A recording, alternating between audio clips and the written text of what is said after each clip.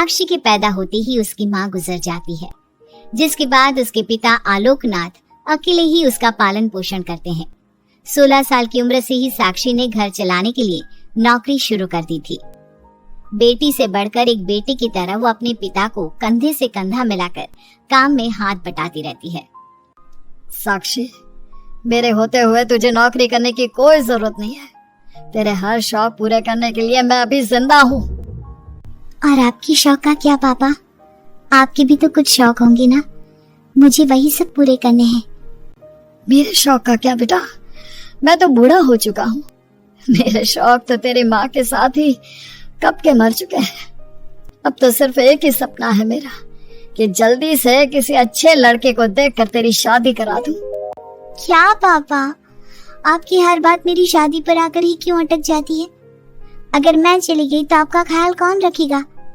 इसलिए मैं आपको छोड़कर कहीं नहीं जाऊंगी।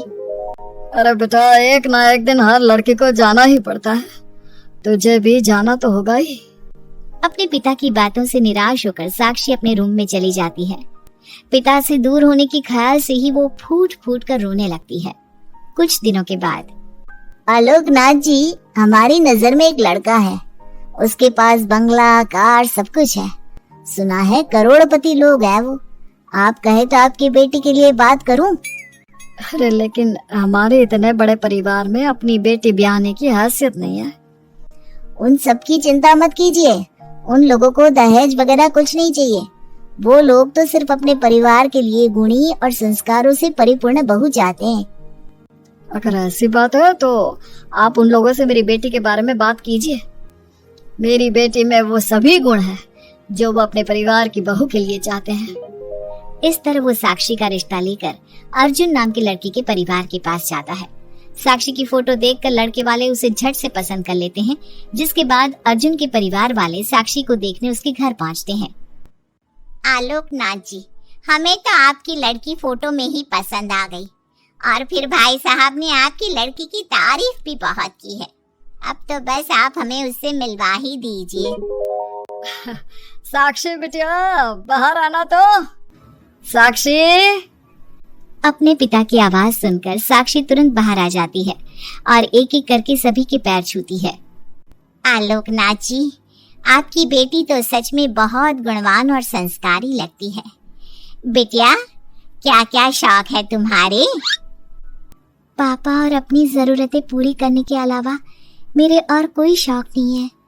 आपने अपनी लड़की को सच में बहुत अच्छे संस्कार दिए हैं भाई साहब। इसे अपने घर की बहू बनाना तो हमारे लिए सौभाग्य की बात होगी। इस तरह सबकी राजी खुशी से अर्जुन और साक्षी की शादी भी हो जाती है। साक्षी की सास उसे एक माँ का भरपूर प्यार देती है और कभी उसे मायके की कमी महसूस नहीं होने देती। साक्षी बेटा, तू आराम कर। सुबह से घर के काम पर लगी है, थक गई होगी अब बिटिया। नहीं माँ, मैं ठीक हूँ, आप चिंता मत कीजिए। मैंने कहा ना अपने रूम में जाकर आराम कर। अरे काम की टेंशन मत ले। अपनी सास की जिद के आगे हार मानकर साक्षी अपने रूम में चली जाती है। थोड़ी देर बाद उसका पति भी वहाँ पहुँच जाता है। साक्षी, तुमने मेरी रेड कलर की फाइल देखी क्या? जी नहीं, मैंने तो आपकी कोई फाइल नहीं देखी। साक्षी, तुमसे मेरी एक फाइल तक नहीं संभाली जाती। 1000 बार बोला है तुमसे कि मेरे सामान को हाथ मत लगाया करो, मेरी सुनती ही कहाँ हो तुम? माँ ने बहुत सर पर चढ़ा रखा है तुम्हें। अर्जुन के इतना कहते ही साक्षी रोने लगती है। साक्षी के रोने की आवाज सुनकर उसकी सास वहाँ पर आ जाती है। साक्षी बेटा, क्यों रो रही है? इस नालायक ने कुछ किया है क्या? साक्षी अपनी सास मीना को सारी बात बताती है। क्यों गधे, अपनी फाइल का खुद तो ध्यान रखता नहीं और बहू को ताने देता है। माँ, आप तो रहने ही दो। आपको हर समय अपनी बहू ही सही लगती है। सही लगती नहीं, सही है मेरी बहू। माँ समझाइए। नहीं, ये हर समय मुझ पर गुस्सा करते रहते हैं। खबरदार अर्जुन, जो आज के बाद तूने मेरी बहू के साथ ऐसा बर्ताव किया तो मुझसे बुरा कोई नहीं होगा। अपनी माँ की डांट सुनकर अर्जुन वहाँ से चला जाता है।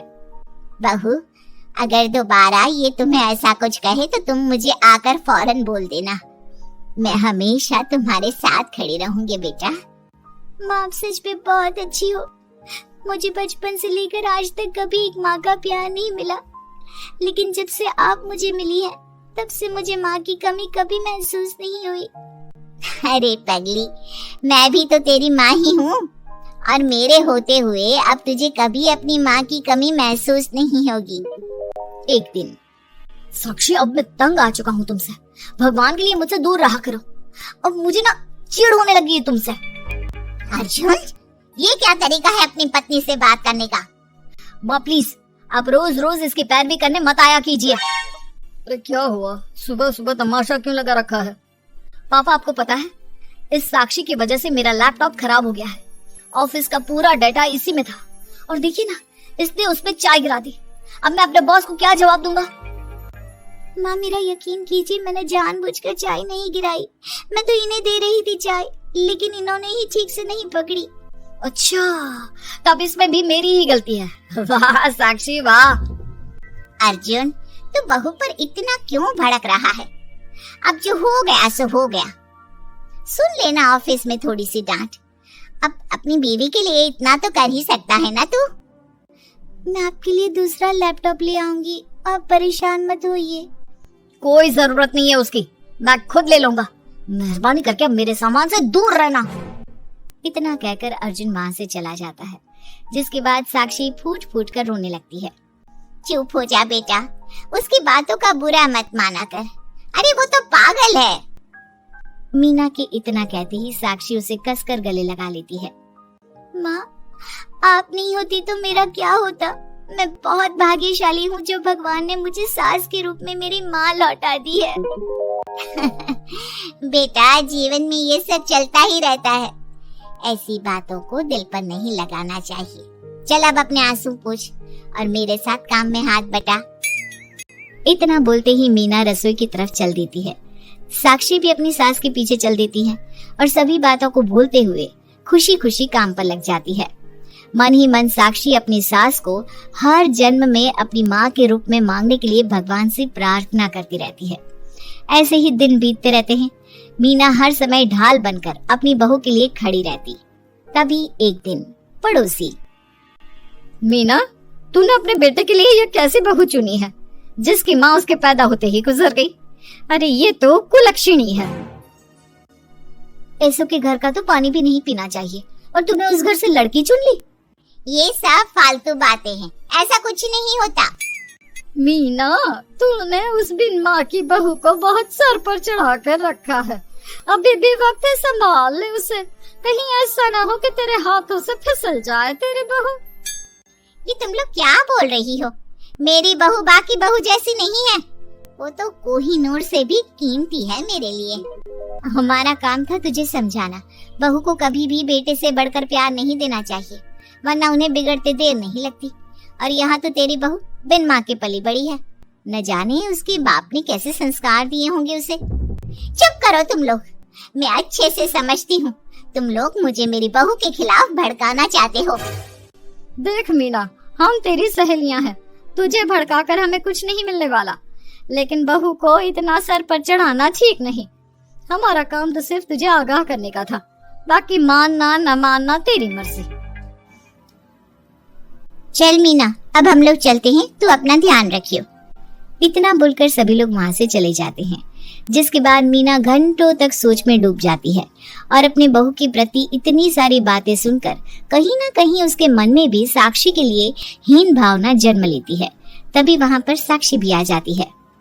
माँ जी, ये लीजिए चाय। रख दे और जा।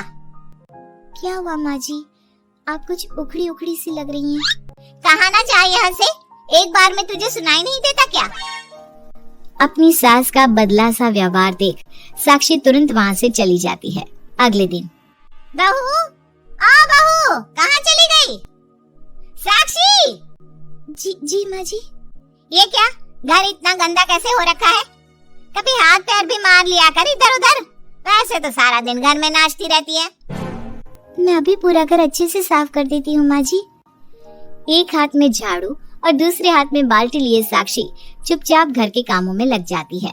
शाम में, साक्षी, ऑफिस में मेरी कल बहुत जरूरी मीटिंग है, मेरे कुछ कपड़े प्रेस कर दो, मुझे कल जल्दी निकलना है।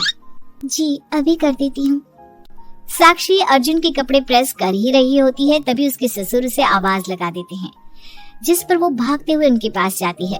और थोड़ी देर बाद जब रूम में आती है तो वो देखती है कि अर्जुन के कपड़े बुरी तरह से जल चुके थे। मैंने कहा था ना तुमसे कि कल ऑफिस के मीटिंग में मुझे यही कपड़े पहनने हैं, उसके बाद भी तुमने मेरे कपड़े जला दिए। मुझे माफ कर दीजिए, मुझसे गलती हो गई। ये कोई छोटी मोटी गलती नहीं है, समझ में आ रहा है तुम्हें? शोर की आवाज सुनकर अभय और मीना भी वहाँ पहुँच जाते हैं। क्या हुआ, तुम दोनों लड़ क्यों रहे हो? पापा देखिए ना, इसने मेरी नई शर्ट जला दी जो मैं कल मीटिंग में पहनने वाला था। तो उसे मैंने ही आवाज दी थी, इसलिए वो शायद जल्दबाजी में प्रेस का बटन बंद करना भूल गई होगी। पापा अब आप भी माँ की तरह इसका साथ दे रहे हैं। अर्जुन, इस बार तो सही है और बहू गलत। आखिर वो इतनी लापरवाह हो कैसे सकती है? माँ जी प्लीज मुझे माफ कर दीजिए। अब तुम्हारी सजा ये है कि अभी और इसी वक्त तुम मेरे बेटे के लिए हूबहू ऐसी ही शर्ट ढूंढ कर ले आओ। जाओ। तुम्हारा दिमाग खराब हो गया है क्या? इस समय कहाँ जाएगी हमारी बहू? और अब तो सारी दुकानें भी बंद होने वाली होंगी। अगर दुकानें बंद हो भी गई होंगी तो उसे खुलवाकर मेरे बेटे के लिए शर्ट लेकर आओ। माँ रहने दीजिए, इन सब की कोई जरूरत नहीं है। पापा ठीक कह रहे हैं, इस समय कहाँ जाएगी ये? मैं कोई दूसरा शर्ट पहन लेता हूँ। मैंने जो कह दिया सो कह दिया। अब गलती इसने की है तो सुधारना भी इसे ही पड़ेगा। जाकर शर्ट लेकर आओ। मीना की बातें सुनकर साक्षी रोते हुए वहाँ से चली जाती है और रात के 10 बजे तक पति के लिए दुकानों पर जाकर कपड़े ढूंढती रहती है। थक हार कर करीब 12 बजे साक्षी कपड़े लेकर घर पहुँचती है। अर्जुन की ऑफिस के मीटिंग के लिए तुम्हें हूबहू वैसे ही कपड़े मिले या नहीं? ये रहे कपड़े मम्मी जी। साक्षी अपनी सास को कपड़े देकर जा ही रही थी कि मीना उसके हाथ में चोट देखती है। ये चोट कैसे लगी तुझे? पता नहीं, जल्दबाजी में शायद किसी चीज से लग गई होगी। इतनी बड़ी हो गई हो, अब अपना ध्यान रखना कब सीखोगी? आप तो जानती ही हैं माँ, मैं बिन माँ की पली बड़ी हूँ। माँ के ना होने के कारण मेरे सर पर इतनी जिम्मेदारियां थी जिन्हें निभाते निभाते मैं खुद का ख्याल रखना ही भूल गई। लेकिन आप जानती हैं माँ, मुझे अब भगवान से कोई गिले शिकवे नहीं है, क्योंकि भले ही उन्होंने मुझसे एक माँ छीनी है, लेकिन उन्होंने आपको मुझे दिया है और अब आप ही मेरी माँ हैं। इतना कहकर साक्षी माँ से चली जाती है। साक्षी की बातों को सुनकर मीना को भी अपने कहे और अपनी गलतियों पर पछतावा होने लगता है, इसलिए वो बिना खाए पिए ही सो जाती है।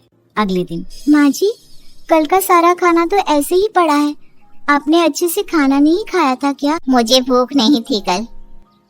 साक्षी अपनी सास के दर्द को समझ जाती है और उसका हाथ पकड़ते हुए कहती है, चलिए माँ जी, मैंने आपके लिए आपकी फेवरेट छोले भटूरे बनाए हैं। आपने कल रात से कुछ नहीं खाया था ना, इसलिए सुबह उठते ही मैंने पहले आपके लिए खाना बनाया है। खाना तो तूने भी नहीं खाया होगा ना, चल जाकर पहले तू खा ले। माँ जी क्या हम साथ बैठकर खाना नहीं खा सकते प्लीज? बहुत दिन हो गए हैं। साक्षी के इस तरह बोलने से मीना का दिल पिघल जाता है और वो मान जाती है। साक्षी मीना के लिए खाना लगाती है, जिसका पहला निवाला मीना अपनी बहू को खिलाती है।